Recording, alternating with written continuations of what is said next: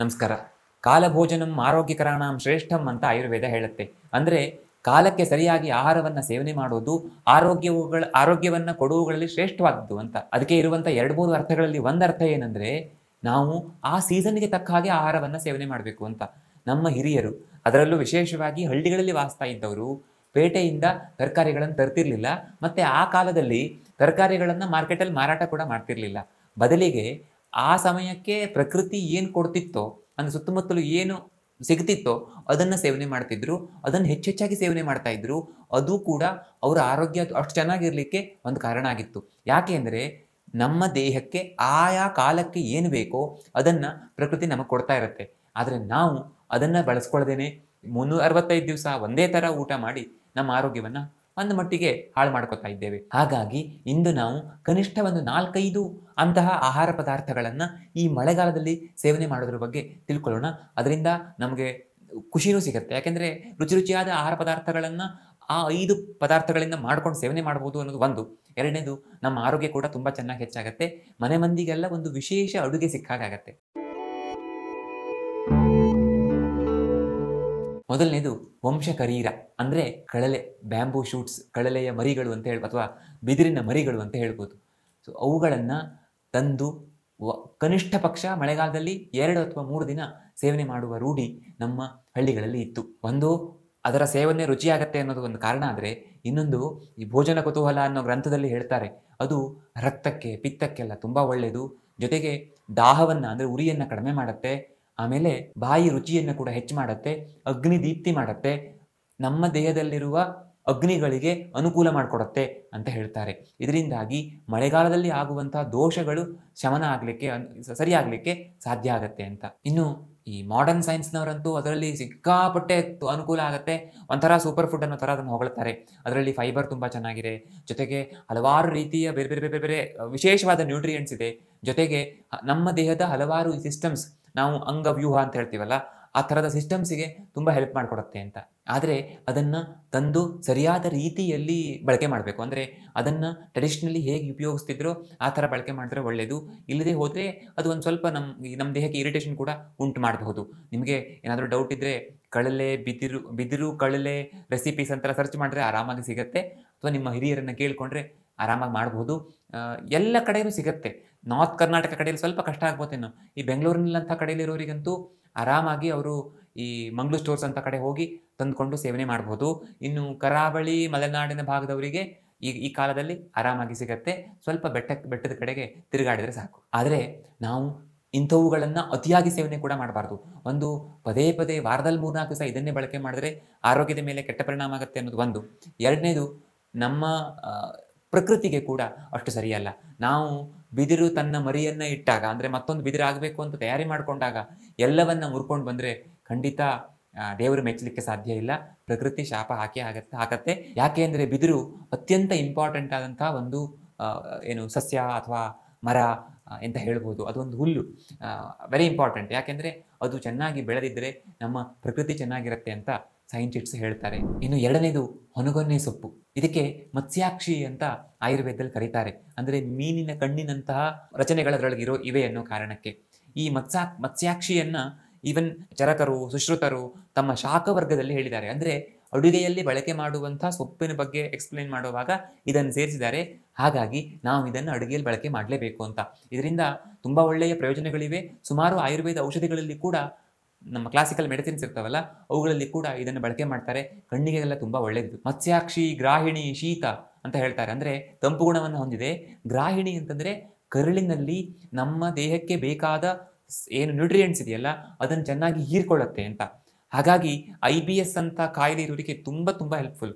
ಪದೇ ಪದೇ ಮೋಷನ್ಗೆ ಹೋಗಬೇಕು, ಸಿಂಬಳ ಹೋಗುತ್ತೆ, ಅಥವಾ ಪದೇ ಪದೇ ತೆಳ್ಳಗೆ ಹೋಗುತ್ತೆ, ಈ ಥರ ಕಂಪ್ಲೇಂಟ್ ಇರುವಂಥವರಿಗೆ ತುಂಬ ಅನುಕೂಲ ಆಗುತ್ತೆ. ಅದರಲ್ಲೂ ಪ್ರಾರಂಭದ ಹಂತದಲ್ಲಿದ್ದರೆ ಸಿಕ್ಕಾಪಟ್ಟೆ ಒಳ್ಳೆಯದು, ಬಳಕೆ ಮಾಡಬೇಕು. ಕುಷ್ಠ, ಪಿತ್ತ, ಕಫಾಸ್ತ್ರಜಿತ್ ಅಂದರೆ ಕುಷ್ಠವನ್ನು, ಚರ್ಮ ಸಮಸ್ಯೆಗಳಿಗೆ ಅನುಕೂಲಕರ.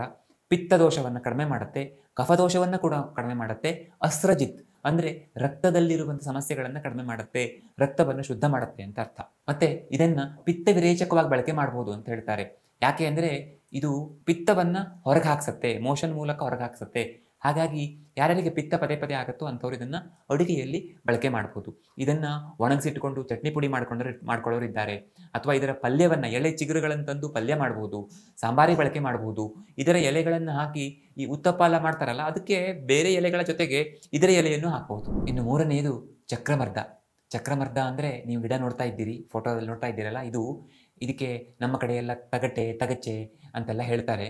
ಈ ಚಕ್ರಮರ್ದದ ಗಿಡವನ್ನು ನಾವು ಸರಿಯಾಗಿ ಬಳಕೆ ಮಾಡಿಕೊಂಡ್ರೆ ಅದ್ಭುತ ಪ್ರಯೋಜನ ಆಗುತ್ತೆ. ಸಾಮಾನ್ಯವಾಗಿ ಮಳೆ ಚೆನ್ನಾಗಿ ಬೀಳೋ ಕಡೆಯಲ್ಲೆಲ್ಲ ಇದು ಆರಾಮಾಗಿ ಸಿಗುತ್ತೆ. ಇದಕ್ಕೆ ಚಕ್ರಮರ್ದ ಅಂತ ಯಾಕೆ ಕರೀತಾರೆ ಗೊತ್ತಿದೆಯಾ?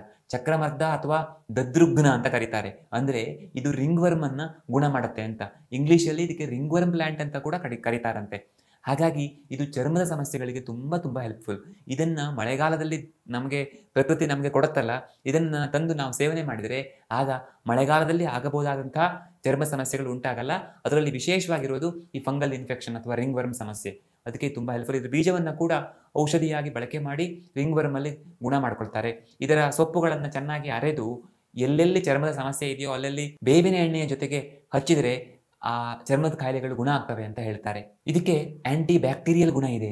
ಅಷ್ಟೇ ಅಲ್ಲ, ಇತ್ತೀಚೆಗೆ ಸಂಶೋಧನೆಗಳು ಹೇಳಲಿಕ್ಕೆ ಶುರು ಮಾಡಿದ್ದಾವೆ, ಬಹುಶಃ ಇದರಲ್ಲಿ ಆ್ಯಂಟಿ ಕ್ಯಾನ್ಸರಸ್ ಗುಣ ಇದೆ.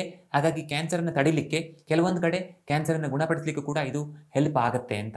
ಮತ್ತು ಇದಕ್ಕೆ ಸಂಬಂಧಪಟ್ಟಾಗ ಹೆಚ್ಚೆಚ್ಚು ರಿಸರ್ಚ್ ಆದರೆ ಇನ್ನು ಸ್ಪಷ್ಟವಾಗಿ ಗೊತ್ತಾಗುತ್ತೆ ಅಂತ ಈ ಹಳೆಯ ರಿಸರ್ಚ್ಗಳು ಹೇಳ್ತಾ ಇವೆ. ಇನ್ನು ಆಚಾರ್ಯರು ಇದಕ್ಕೆ ಹೃದಯ ಅಂತ ಕರೀತಾರೆ. ಅಂದರೆ ಹೃದಯಕ್ಕೆ ಒಳ್ಳೆಯದು. ವಾತಹರ ಅಂತ ಹೇಳ್ತಾರೆ. ವಾತದೋಷಗಳನ್ನು ಕಡಿಮೆ ಮಾಡುತ್ತೆ, ವಾತದೋಷವನ್ನು ಕಡಿಮೆ ಮಾಡುತ್ತೆ, ಕಫದೋಷವನ್ನು ಕಡಿಮೆ ಮಾಡುತ್ತೆ. ಯಾಕೆಂದರೆ ಇದಕ್ಕೆ ಉಷ್ಣಗುಣ ಇದೆ. ಈ ಉಷ್ಣಗುಣದ ಕಾರಣದಿಂದಾಗಿ ಮಳೆಗಾಲದಲ್ಲಿ ಆಗುವ ಸಮಸ್ಯೆಗಳನ್ನು ಇದು ಕಡಿಮೆ ಮಾಡುತ್ತೆ. ಇದಕ್ಕೆ ಜೊತೆಗೆ ಕ್ರಿಮಿಘ್ನ ಗುಣ ಇದೆ. ಅಂದರೆ ಕ್ರಿಮಿಯನ್ನು ನಾಶಪಡಿಸುತ್ತೆ. ಒಂದು ಹೊಟ್ಟೆಯಲ್ಲಿರುವಂಥ ಕ್ರಿಮಿಗಳು, ಇನ್ನೊಂದು ಈ ಬ್ಯಾಕ್ಟೀರಿಯಾ, ವೈರಸ್, ಫಂಗಸ್ ಈ ಥರದ ಕ್ರಿಮಿಗಳನ್ನು ಅಥವಾ ಈ ಸೂಕ್ಷ್ಮ ಜೀವಿಗಳನ್ನು ನಾಶಪಡಿಸುತ್ತೆ. ಇದಕ್ಕೆ ಮೇಯಘ್ನ ಅಂತ ಕೂಡ ಕರೀತಾರೆ. ಅಂದರೆ ಡಯಾಬಿಟೀಸಲ್ಲಿ ತುಂಬ ಹೆಲ್ಪ್ಫುಲ್. ವಿಷಘ್ನ ಅಂತ ಹೇಳ್ತಾರೆ. ಯಾಕೆಂದರೆ ಇದರಲ್ಲಿ ಆ್ಯಂಟಿ ಟಾಕ್ಸಿಟಿ ಗುಣ ಇದೆ. ಸೊ ನಾವು ಅದನ್ನು ಸೇವನೆ ಮಾಡಿದಾಗ ನಮ್ಮ ದೇಹದಲ್ಲಿರುವಂಥ ವಿಷದ ಅಂಶ ಕೂಡ ಹೋಗಲಿಕ್ಕೆ ಸಾಧ್ಯ ಆಗುತ್ತೆ, ಅನುಕೂಲ ಆಗುತ್ತೆ ಅಂತ. ಇದರ ತಂಬುಳಿ ಮಾಡ್ಬೋದು, ಎಳೆ ಚಿಗುರುಗಳನ್ನು ತಂದು ಚಟ್ನಿ ಮಾಡ್ಬೋದು. ನಮ್ಮ ಅಜ್ಜಿ ಇದರ ಪಲ್ಯ ಮಾಡುವಾಗ ಅದರ ಜೊತೆಗೆ ಹಲಸಿನ ಬೇಳೆ ಅಥವಾ ಹಲಸಿನ ಬೀಜ ಇರುತ್ತಲ್ಲ, ಅದನ್ನು ಹಾಕ್ತಿದ್ರು. ತುಂಬ ತುಂಬ ರುಚಿ ಆಗ್ತಿತ್ತು. ಮತ್ತು ಇದು ಸ್ಪೆಷಲ್, ಯಾವಾಗಲೂ ಸಿಗುವಂಥದ್ದಲ್ಲ, ಮಳೆಗಾಲದಲ್ಲಿ ಮಾತ್ರ ಸಿಗುವಂಥದ್ದು. ತುಂಬ ಆರೋಗ್ಯಕ್ಕೂ ಒಳ್ಳೆಯದು, ಬಾಯಿಗೂ ಒಳ್ಳೆಯದು, ಹೊಟ್ಟೆಗೂ ಒಳ್ಳೆಯದು, ಎಲ್ಲ ರೀತಿಯಲ್ಲೂ ಅನುಕೂಲಕರ. ಇನ್ನು ನಾಲ್ಕನೆಯದು ಛತ್ರಕ. ಛತ್ರಕ ಅಂತಂದರೆ ಮಶ್ರೂಮ್ಸ್, ಅಣಬೆಗಳು. ಇದನ್ನು ಬಹುತೇಕ ನಮ್ಮ ಊರುಗಳಲ್ಲಿ ಸಸ್ಯಾಹಾರಿಗಳು ಸೇವನೆ ಮಾಡೋದಿಲ್ಲ. ಮಾಂಸಾಹಾರ ಸೇವನೆ ಮಾಡುವಂಥವ್ರು ಮಾತ್ರ ಸೇವನೆ ಮಾಡ್ತಾರೆ. ಯಾಕೆ ಅಂದರೆ ಇದು ಸಸ್ಯ ಅಲ್ಲ, ಇದು ಒಂದು ಫಂಗಸ್. ಆದರೆ ಇದರಿಂದ ಆರೋಗ್ಯದ ಮೇಲೆ ತುಂಬ ಒಳ್ಳೆಯ ಪ್ರಯೋಜನ ಆಗುತ್ತೆ ಇತಿಮಿತಿಯಲ್ಲಿ ಬಳಕೆ ಮಾಡಿದರೆ. ಯಾಕೆಂದರೆ ಆಯುರ್ವೇದ ಗ್ರಂಥಗಳಲ್ಲಿ ಇದರ ವರ್ಣನೆ ಮಾಡುವಾಗ ಮಾಂಸಕ್ಕೆ ಸಮಾನವಾಗಿರುವಂಥದ್ದು, ಅಂದರೆ ಮಾಂಸಕ್ಕೆ ಸಮಾನವಾದ ಬಲವನ್ನು ಕೊಡುವಂಥದ್ದು ಅಂತ ಹೇಳ್ತಾರೆ. ಇದು ಶೀತ ಗುಣವನ್ನು, ಅಂದರೆ ತಂಪು ಗುಣವನ್ನು ಹೊಂದಿದ್ದು ವಾತ ಪಿತ್ತ ದೋಷಗಳನ್ನು ಕಡಿಮೆ ಮಾಡುತ್ತೆ, ಕಫದೋಷವನ್ನು ಹೆಚ್ಚು ಮಾಡುತ್ತೆ ಅಂತ ಗ್ರಂಥಗಳು ಹೇಳ್ತವೆ. ಆಗಲೇ ಹೇಳಿದಾಗೆ ಇದು ತುಂಬ ನ್ಯೂಟ್ರಿಷಿಯಸ್, ಮಾಂಸದ ಹಾಗೆ ದೇಹಕ್ಕೆ ಶಕ್ತಿಯನ್ನು ಕೊಡುತ್ತೆ. ಹಾಗಾಗಿ ಯಾರ್ಯಾರಿಗೆ ತುಂಬ ವೀಕ್ನೆಸ್ ಇದೆಯೋ, ಯಾರ್ಯಾರು ತುಂಬ ಕೃಷರಾಗಿದ್ದಾರೋ ಅಂಥವರಿಗೆ ಇದು ಹೆಲ್ಪ್ಫುಲ್ ಅಂತ ಗ್ರಂಥಗಳು ಹೇಳ್ತವೆ. ಯಾಕೆಂದರೆ ಇದರಲ್ಲಿ ಪ್ರೋಟೀನ್ ತುಂಬ ಚೆನ್ನಾಗಿದೆ ಮತ್ತು ಹಲವಾರು ರೀತಿಯ ವೈಟಮಿನ್ಸ್ ಇದೆ. Vitamin B complex, vitamin K, vitamin C, vitamin D ತುಂಬ ಚೆನ್ನಾಗಿ ಸಿಗುತ್ತೆ ಅಂತ ಹೇಳ್ತಾರೆ. ಇದನ್ನು ತಂದು ಬಿಸಿಲಿನಲ್ಲಿ ಇಟ್ಟರೆ ಅಂದರೆ ಒಂದು ಒಳ್ಳೆಯ ಬಿಸಿಲಿನಲ್ಲಿ ಒಂದು ಸ್ವಲ್ಪ ಹೊತ್ತು ಇಟ್ಟು ಆಮೇಲೆ ಬಳಕೆ ಮಾಡಿದರೆ ವೈಟಮಿನ್ ಡಿ ನಮಗೆ ಚೆನ್ನಾಗಿ ಸಿಗುತ್ತೆ. ಅಂದರೆ ನಮ್ಮ ದೇಹದಲ್ಲಿ ವೈಟಮಿನ್ ಡಿ ಸರಿಯಾಗಿ ಉತ್ಪಾದನೆ ಆಗಲಿಕ್ಕೆ ಇದು ಹೆಲ್ಪ್ ಮಾಡುತ್ತೆ ಅಂತ ಹೇಳ್ತಾರೆ. ಮತ್ತು ಭಾವಪ್ರಕಾಶ ನಿಘಂಟುವಿಗೆ ಅರ್ಥ ಬರದಂತಹ ಚುನೇಕರ್ ಅವರು ಇದನ್ನು ಕಾಮವರ್ಧಕ ಅಂತ ಕರೀತಾರೆ. ಜೊತೆಗೆ ಇದು ಸ್ಪರ್ಮ್ ಕೌಂಟ್ ಇದನ್ನು ಕೂಡ ಇಂಪ್ರೂವ್ ಮಾಡುತ್ತೆ ಅಂತ ಹೇಳ್ತಾರೆ. ಆದರೆ ಇದರ ಅತಿಯಾದ ಸೇವನೆ ಸರಿಯಲ್ಲ. ಆಗಾಗ ಖಂಡಿತ ಬಳಕೆ ಮಾಡ್ಬೋದು, ಆರೋಗ್ಯಕ್ಕೆ ತುಂಬ ಅನುಕೂಲ ಮಾಡಿಕೊಡುತ್ತೆ. ಇನ್ನು ಐದನೇದು ಕೆಸುವಿನ ಎಲೆ. ನಮ್ಮ ಹಿರಿಯರು ಹೇಳ್ತಿದ್ರು ಏನಂದರೆ, ಕನಿಷ್ಠ ಪಕ್ಷ ಮಳೆಗಾಲದಲ್ಲಿ ಒಂದು ಬಾರಿ ಆದರೂ ಕೆಸುವಿನ ಎಲೆಯನ್ನು ಬಳಕೆ ಮಾಡಬೇಕು ಅಂತ. ಯಾಕೆ ಅಂದರೆ ಮಳೆಗಾಲದಲ್ಲಿ ಬೇಕಾದಂಥ ನ್ಯೂಟ್ರಿಯೆಂಟ್ಸನ್ನು ಅದನ್ನು ಕೊಡುತ್ತೆ. ಒಂದು. ಎರಡನೇದು, ನಮ್ಮ ದೇಹದಲ್ಲಿ ಜೀರ್ಣಶಕ್ತಿಯ ಕೊರತೆ ಆಗುತ್ತೆ, ಅಗ್ನಿಬಲ ಕಡಿಮೆ ಆಗುತ್ತೆ, ಅದನ್ನು ಚುರುಕು ಮಾಡಲಿಕ್ಕೆ ಕೆಸುವಿನ ಎಲೆ ತುಂಬ ಹೆಲ್ಪ್ಫುಲ್ ಅಂತ. ಇದರ ಗಡ್ಡೆಗಳನ್ನು ಎಕ್ಸ್ಪ್ಲೇನ್ ಮಾಡುವಾಗ ಬಲಕೃತ್ ಅಂತ ಹೇಳ್ತಾರೆ. ಅಂದರೆ ಬಲವನ್ನು ತುಂಬ ಚೆನ್ನಾಗಿ ಕೊಡುತ್ತೆ ಅಂತ. ಎಲೆಗಳು ವಿಷಘ್ನವಾಗಿ ಕೆಲಸ ಮಾಡ್ತವೆ. ಅಂದರೆ ಇದನ್ನು ಸರಿಯಾಗಿ ಬೇಯಿಸ್ಕೊಂಡು ಸೇವನೆ ಮಾಡಿದರೆ ಈ ಎಲೆಗಳು ದೇಹದಲ್ಲಿರುವಂಥ ಟಾಕ್ಸಿಟಿಯನ್ನು ಕಡಿಮೆ ಮಾಡ್ತವೆ, ಲಿವರಿಗೆ ತುಂಬ ಒಳ್ಳೆಯದು. ಆ ಕಾರಣದಿಂದ ಹೃತ್ ಕಫನಾಶಿನಿ ಅಂತ ಹೇಳ್ತಾರೆ. ಅಂದರೆ ಇದು ಎದೆಯ ಭಾಗದಲ್ಲಿರುವ ಕಫವನ್ನು ಹೊರಗಾಕತ್ತೆ. ವಿಶೇಷವಾಗಿ ಹೃದಯಕ್ಕೆ ತೊಂದರೆ ಕೊಡ್ತಾ ಇರುವಾಗ ತುಂಬ ಹೆಲ್ಪ್ಫುಲ್ ಅನ್ನುವ ಅರ್ಥದಲ್ಲಿ ಹೇಳ್ತಾರೆ. ಇದರಲ್ಲಿ ತುಂಬ ಚೆನ್ನಾಗಿ ವೈಟಮಿನ್ ಎ ಸಿಗುತ್ತೆ, ಸ್ವಲ್ಪ ಪ್ರಮಾಣದಲ್ಲಿ ಪ್ರೋಟೀನ್ ಸಿಗುತ್ತೆ, ಮತ್ತು ಮಿನರಲ್ಸ್ ಅಂತೂ ಸಿಕ್ಕಾಪಟ್ಟೆ ಚೆನ್ನಾಗಿವೆ. ಅದು ಕ್ಯಾಲ್ಶಿಯಂ, ಮ್ಯಾಗ್ನೀಷಿಯಂ ಅಥವಾ ಫಾಸ್ಫರಸ್, ಐರನ್, ಫೋಲೇಟ್, ಈ ಥರದ ಮಿನರಲ್ಸ್ ತುಂಬ ಚೆನ್ನಾಗಿ ಸಿಗ್ತವೆ. ಇಂಥವೆಲ್ಲ ಹೆಚ್ಚಿರೋದ್ರಿಂದ ಇದು ಈ ರಕ್ತಹೀನತೆ ಅಥವಾ ಕ್ಯಾಲ್ಶಿಯಂನ ಕೊರತೆ, ದೇಹದಲ್ಲಿ ಬೇಕಾದಂಥ ಈ ಮಿನರಲ್ಸ್ನ ಕೊರತೆಯಿಂದ ಉಂಟಾಗುವ ಸಮಸ್ಯೆಗಳನ್ನು ನಿವಾರಣೆ ಮಾಡುತ್ತೆ ಅಂತ. ನಮ್ಮ ಹಿರಿಯರು 89-100 ವರ್ಷ ಆದರೂ ಮಂಡಿಯನ್ನು ಮೂಳೆಯನ್ನು ಅಷ್ಟು ಸ್ಟ್ರಾಂಗ್ ಆಗಿ ಇಟ್ಕೊಳ್ಳಿಕ್ಕೆ ಕಾರಣ ಏನು ಅಂತಂದರೆ ಇದೇ ಕಾರಣ. ಒಂದಿನ ಕೆಸುವಿನ ಎಲೆ, ಇನ್ನೊಂದು ದಿನ ಇನ್ನೊಂದು, ಮತ್ತೊಂದು ದಿನ ತಗಟೆ ಸೊಪ್ಪು, ಹೀಗೆ ಪ್ರತಿದಿನ ನ್ಯೂಟ್ರಿಷಿಯಸ್ ಆಗಿರುವಂಥ ಆಹಾರವನ್ನೇ ಸೇವನೆ ಮಾಡ್ತಾ ಇದ್ರು. ನಾವು ಒಂದು 4 ತರಕಾರಿಗಳನ್ನು ಯಾವಾಗಲೂ ತರೋದು, ಫ್ರಿಜ್ಜಲ್ಲಿಟ್ಟು ಸೇವನೆ ಮಾಡೋದು ಮಾಡಿದರೆ ಖಂಡಿತ ನಮ್ಮ ಆರೋಗ್ಯ ಹಾಳಾಗುತ್ತೆ. ಒಂದು ತಮಾಷೆ ಏನು ಅಂತಂದರೆ, ನಾನು ಎಲ್ಲಿಯೂ ಭಾವಪ್ರಕಾಶ ನಿಘಂಟುವಿನಲ್ಲಿ ಈ ಥರದ ಮಾತನ್ನು ಕೇಳಿಲ್ಲ. ಕೆಸುವಿನ ಬಗ್ಗೆ ಹೇಳುವಾಗ ತೈಲೆ ತಲಿತ ಅತಿರುಚಿಪ್ರದ ಅಂತ ಹೇಳ್ತಾರೆ. ಅಂದರೆ ಎಣ್ಣೆಯಲ್ಲಿ ಕರ್ಕೊಂಡು ತಿಂದರೆ ತುಂಬ ರುಚಿಯಾಗತ್ತೆ ಅಂತ. ಎಲ್ಲ ಅದ್ರ ಗುಣಗಳ ಬಗ್ಗೆ ಹೇಳೋದು ಬಿಟ್ಟು ಇದರ ರುಚಿಯನ್ನು ಯಾಕೆ ಹೇಳ್ತಿದ್ದಾರೆ ಅಂತಂದರೆ, ಬಹುಶಃ ಅವ್ರು ಯಾವಾಗ ರುಚಿ ನೋಡಿರಬೇಕು ಪತ್ರೊಡೆದು, ಅದನ್ನು ತಿಂದು ಆ ಥರ ಹೇಳ್ತಿದ್ದಾರೆ ಅಂತ ಅನಿಸುತ್ತೆ.